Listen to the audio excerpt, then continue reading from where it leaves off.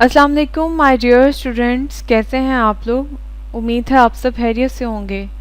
Chapter number 7 electrochemistry हमने start किया हुआ है, जिसमें आज हम पढ़ने वाले हैं गैल्वेनिक सेल। गैल्वेनिक सेल की डेफिनेशन यहाँ से स्टार्ट होती है यहाँ तक। Electrochemical cell in which spontaneous chemical reactions takes place, यानी ऐसा केमिकल रिएक्शन जिसके अंदर किसी एक्सटर्नल असिस्टेंस की ज़रूरत हो, उसे कहते हैं गैल्वेनिक सेल या वोल्टिक सेल। एग्जाम्पल में आ जाता है डैनियल सेल।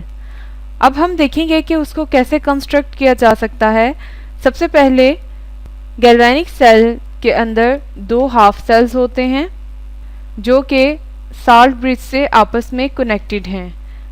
इलेक्ट्रोड को डिप कर दिया जाता है 1 मोलर सॉल्यूशन में और वो उसके अपने ही साल्ट का सॉल्यूशन होता है। इसके बाद हम एक्सटर्नल सर्किट के साथ उसको वायर के ज़रिए जोड़ देते हैं। डायग्राम हम देखते हैं कि किस तरह से ये कंस्ट्रक्ट किया जाता है। Here are two cells which are called half cells।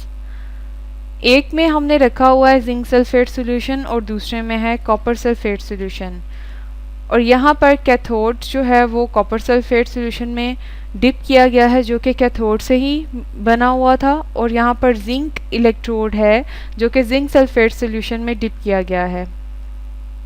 Next हमारे पास डेफिनेशन आ जाती है। Salt bridge is a U shaped glass tube. It consist of saturated solution of strong electrolyte supporting in a jelly type material. यहाँ तक इसकी definition है।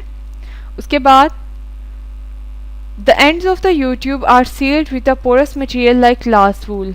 इसका function भी पूछा जाता है शॉर्ट क्वेश्चन में। The function of the salt bridge is to keep the solutions of to half cells neutral. इन दोनों को न्यूट्रल रखने के लिए एक पैथवे दिया जाता है ताकि माइग्रेशन ऑफ आयंस हो सके। शॉर्ट क्वेश्चन के पॉइंट ऑफ व्यू से ये काफ़ी इंपॉर्टेंट है। साल्ट ब्रिज का फंक्शन या व्हाट इज साल्ट ब्रिज, इस तरह से क्वेश्चन आता है। Similarly galvanic cell short question में पूछा जा सकता है, या फिर construction of the Daniell cell पूछा जाता है। वर्किंग किस तरह से करता है गैल्वेनिक सेल, अब हम ये देखते हैं।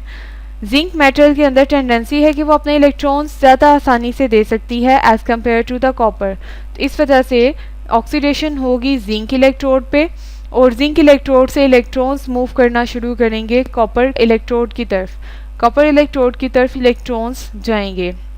ऑक्सीडेशन और रिडक्शन पोटेंशियल के अकॉर्डिंग ये दोनों प्रोसेसेस ऑक्सीडेशन रिडक्शन यानी रिडॉक्सेशन भी होंगे, और उसके लिए इक्वेशंस में सारा रिएक्शन दिया हुआ है। इक्वेशन हम देखते हैं। Half cell reaction at anode, oxidation हुई, जिंक ने अपने 2 इलेक्ट्रॉन लूज करने के बाद जिंक आयन में कन्वर्जन कर दी। कॉपर ने वही 2 इलेक्ट्रॉन्स पिक किए और कॉपर में कन्वर्ट हो गया जिसकी ऑक्सीडेशन स्टेट 0 है। ओवरऑल रिएक्शन में इन दोनों को हमने कंबाइन करके लिख दिया, यानी जिंक और कॉपर क्यूप्रस आयन को, और उसके बाद हमारे पास क्या आता है zinc Zn2 positive plus Cu copper. The batteries which are used for starting automobiles, running calculators, ties to lit the bulbs work on the same principle, यानी इन तमाम चीज़ों में गैल्वेनिक सेल यूज़ होता है। नेक्स्ट हमारे पास एक बहुत ज़्यादा इंपॉर्टेंट शॉर्ट क्वेश्चन है। Comparison of electrolytic and galvanic cell. Point number 1 is it consist of 1 complete cell connected to the battery। Galvanic cell में ये 2 हाफ सेल्स पर मुश्तमिल है। एनोड पर पॉजिटिव चार्ज है इलेक्ट्रोलिटिक सेल में और कैथोड पर नेगेटिव चार्ज, लेकिन गैल्वेनिक में ऑपोजिट हो जाता है। एनोड पर नेगेटिव चार्ज, कैथोड पर पॉजिटिव चार्ज। इलेक्ट्रिकल एनर्जी को कन्वर्ट कर दिया जाता है केमिकल एनर्जी में जब हम इलेक्ट्रोलिटिक सेल यूज़ करते हैं, और गैल्वेनिक सेल में केमिकल एनर्जी को कन्वर्ट कर दिया जाता है इलेक्ट्रिकल एनर्जी में। करंट नॉन स्पॉन्टेनियस प्रोसेस के लिए यूज़ की जाती है, जबकि गैल्वेनिक सेल में रिडॉक्स रिएक्शन जो है वो स्पॉन्टेनियसली होता है, यानी किसी एक्सटर्नल असिस्टेंस की ज़रूरत नहीं होती, ये खुद बहुत होता है, और इलेक्ट्रिसिटी यहाँ पर प्रोड्यूस होती है। इलेक्ट्रोलिटिक सेल में यूज़ की जाती थी। शॉर्ट क्वेश्चन के पॉइंट ऑफ व्यू से ये काफ़ी इंपॉर्टेंट है, और इसमें आपको ये चारों पॉइंट्स बहुत अच्छे से लर्न करना होंगे, और कभी कभार हो सकता है कि लॉन्ग क्वेश्चन के लिए ये क्वेश्चन दे दिया जाए। नेक्स्ट हम बात करते हैं इलेक्ट्रोकेमिकल इंडस्ट्रीज़ की। डिफरेंट इलेक्ट्रोकेमिकल इंडस्ट्रीज़ जो हैं वो डिफरेंट तरह की मेटल्स और प्रोडक्ट्स बनाती हैं। NaCl यानी सोडियम क्लोराइड यूज़ करते हुए हम बनाएंगे सोडियम मेटल, और ये प्रोसेस किस में करवाया जाएगा? डाउन सेल में। अब देखते हैं कि डाउन सेल की कंस्ट्रक्शन कैसे की जाती है और वो किस तरह से वर्किंग करता है। यहाँ पर एक एनोड दिया हुआ है, कार्बन एनोड, जो कि सेंटर में हैमर लाइक स्ट्रक्चर है। इसी तरह से साइड्स पर कैथोड बनाया हुआ है जो कि स्लिट्स सी हैं आयरन की बनी हुई। सोडियम क्लोराइड इनलेट यानी सोडियम क्लोराइड को अंदर एंटर करने के लिए एक पाथवे दिया हुआ है। यहाँ सेंटर से क्लोरीन गैस जो है वो बाहर रिलीज़ होगी, और पूरे प्रोसेस के बाद जब हमारे पास सोडियम मेटल अलग होगी तो हम इस टैप के थ्रू उसको अलग कर सकते हैं। मोल्टन सोडियम क्लोराइड यहाँ पर सॉल्यूशन दिया हुआ है और ये इस सेल के सेंटर में सारा मटेरियल मौजूद होगा। डाउन सेल किस तरह से काम करता है? Working of the Down cell. Fuse sodium chloride Na positive और Cl नेगेटिव आयंस में कन्वर्ट हो जाता है। जब सोडियम क्लोराइड अपने आयंस में कन्वर्ट होगा तो आयंस अपने रिस्पेक्टिव इलेक्ट्रोड्स की तरफ जाना शुरू कर देंगे, यानी क्लोराइड आयंस जो हैं वो नेगेटिव चार्ज रखते हैं, वो एनोड पे जाएंगे, और इसी तरह सोडियम जो है वो कैथोड की तरफ जाना शुरू कर देंगे। अब हम देखते हैं कि रिएक्शन किस तरह से होता है। सोडियम क्लोराइड कन्वर्ट हो जाएगा सोडियम के 2 आयंस में और क्लोराइड आयंस में। हाफ सेल रिएक्शन यानी एनोड पर क्या है, 2 क्लोराइड आयंस कन्वर्ट हो जाएंगे क्लोरीन गैस में और साथ ही साथ 2 इलेक्ट्रॉन्स रिलीज करेंगे। नेक्स्ट हाफ सेल में क्या है, कैथोड पर रिडक्शन होगी। वो इलेक्ट्रॉन्स जो क्लोरीन ने रिलीज किए थे वो सोडियम पिक करता है और सोडियम मेटल में कन्वर्ट हो जाता है। ओवरऑल रिएक्शन देखें तो सोडियम क्लोराइड कन्वर्ट हो गया क्लोरीन गैस में, जो आपको पता है कि सेंटर से वो आउटलेट था जिससे बाहर निकाली जाएगी, और राइट साइड पर सोडियम मेटल को एक्सट्रैक्ट करने के लिए एक टैप सी लगाई हुई थी जिसको ग्रीन कलर में मेंशन किया था कि सोडियम मेटल जो है वो अब सेपरेट हो चुकी है। उसके बाद हम देखते हैं एक नेक्स्ट प्रोसेस जो कि लॉन्ग क्वेश्चन में पूछा जा सकता है। इसी तरह जिस तरह से सोडियम मेटल को एक्सट्रैक्ट करने वाला क्वेश्चन लॉन्ग क्वेश्चन में पूछा जा सकता है। शॉर्ट क्वेश्चन के पॉइंट ऑफ व्यू से इसके रिएक्शंस इंपॉर्टेंट हैं, वर्किंग इंपॉर्टेंट है कि किस तरह से ये काम करता है। Manufacturing of NaOH from brine, brine को यूज़ करते हुए NaOH को प्रिपेयर करना। सोडियम हाइड्रोक्साइड इसका नाम है, या फिर कास्टिक सोडा भी कहते हैं इसे। ब्राइन की डेफिनेशन पूछी जा सकती है पेपर में, what is brine? Brine is the aqueous solution of sodium chloride.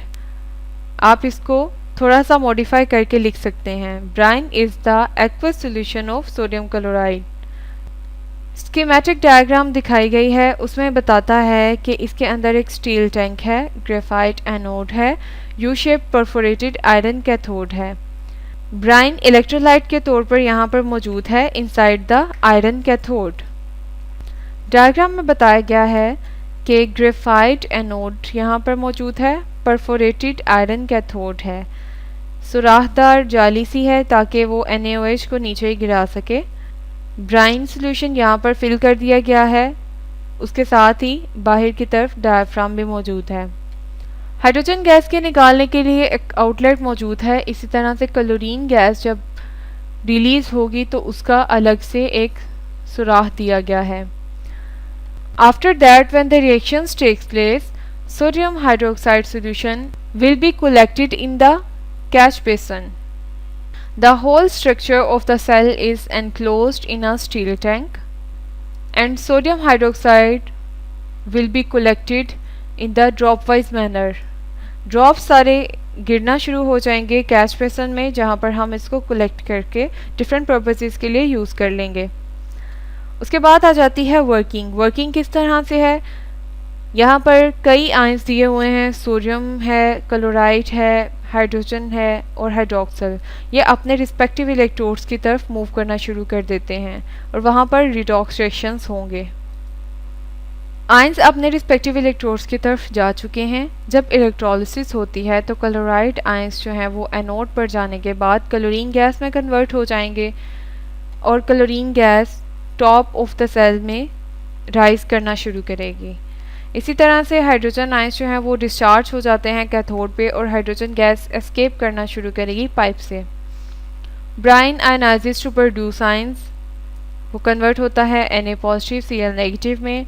यही Cl negative after oxidation chlorine gas में कन्वर्ट होने के बाद 2 इलेक्ट्रॉन रिलीज करता है। हाइड्रोक्साइड ग्रुप 4 मौजूद हैं सॉल्यूशन में, तो वो पानी के 2 मॉलिक्यूल्स बनाएंगे, 4 इलेक्ट्रॉन रिलीज करेंगे और ऑक्सीजन गैस में कन्वर्ट हो जाएंगे। सोडियम के साथ हाइड्रोक्साइड ग्रुप मिलने के बाद सोडियम हाइड्रोक्साइड फिर से बन जाता है। नेक्स्ट हम देखते हैं ओवरऑल रिएक्शन सेल।